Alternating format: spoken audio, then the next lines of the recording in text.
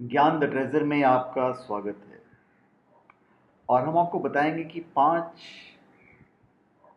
पतियों की जो पत्नी थी द्रौपदी, उनके कुंवारेपन का क्या रहस्य था। प्राचीन काल में पुरुषों को एक से अधिक पत्नियां रखने का अधिकार था, लेकिन स्त्रियां किसी पुरुष की तरफ आंख उठाकर भी नहीं देख सकती थी।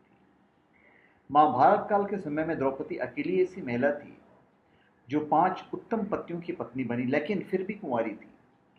आप पूछेंगे, भाई कैसे हो सकता है ऐसा। महाराज द्रुपद ने गुरु द्रोणाचार्य से अपने अपमान का बदला लेने के लिए संतान प्राप्ति के उद्देश्य से यज्ञ किया।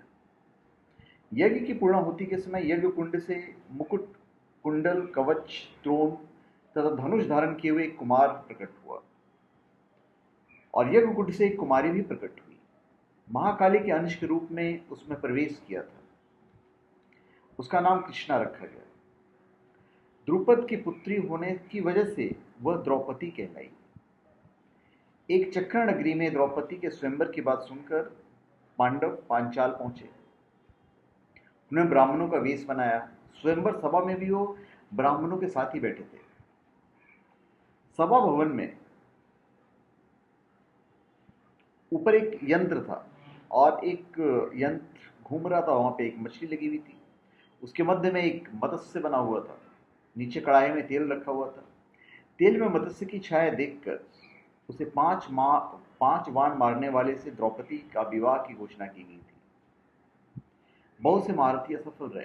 कहीं कहीं 5 बाण लिखा हुआ है और कहीं कहीं महाभारत में एक ही बाण लिखा हुआ है। केवल कर्ण ने धनुष चढ़ाया था। वह बाण मारने ही जा रहा था कि द्रौपदी ने पुकार कर कहा कि मैं सूत पुत्र का वर्ण नहीं करूंगी।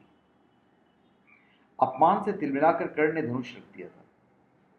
राजाओं के निराश हो जाने पर अर्जुन उठे।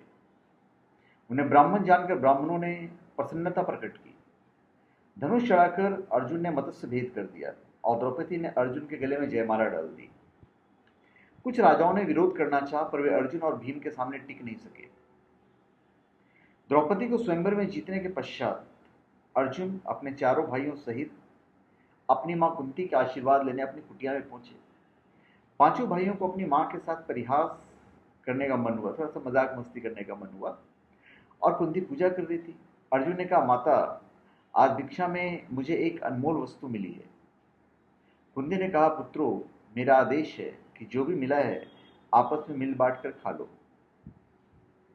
माता के ऐसे वचनों को सुनकर पांचों भाई और द्रौपदी सन्न रह गई। जब माता पूजा से उठी तो देखा कि भिक्षा वधु के रूप में है, तो उन्हें अपने वचनों पर बहुत पश्चाताप हुआ।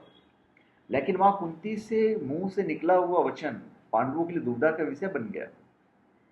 किंतु माता के वचनों को सत्य सिद्ध करने के लिए द्रौपदी ने पांचों पांडवों को पति के रूप में स्वीकार किया।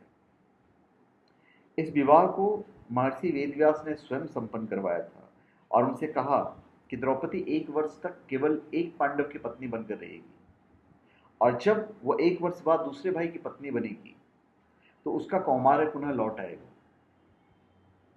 जब वो एक भाई की पत्नी बनकर रहेगी तब अन्य 4 भाई उनकी तरफ देखेंगे भी नहीं। शायद अर्जुन को वेदव्यास जी का ऐसा कहना मान्य नहीं था, इसलिए वह द्रौपदी के साथ कभी भी सामान्य नहीं रहे। प्रत्येक वर्ष द्रौपदी अपना पति बदलती थी। 5 पतियों की पत्नी होते हुए भी वह सारी उम्र अपने पति के प्यार के लिए तरसती रही थी। पांचों पांडवों ने द्रौपदी के अतिरिक्त अलग अलग स्त्रियों को अपनी पत्नी बनाया, और पांचों से उनके पुत्र भी हुए थे द्रौपदी को। धन्यवाद। आप हमारे चैनल पे सब्सक्राइब करें और अपने कमेंट दीजिए। धन्यवाद।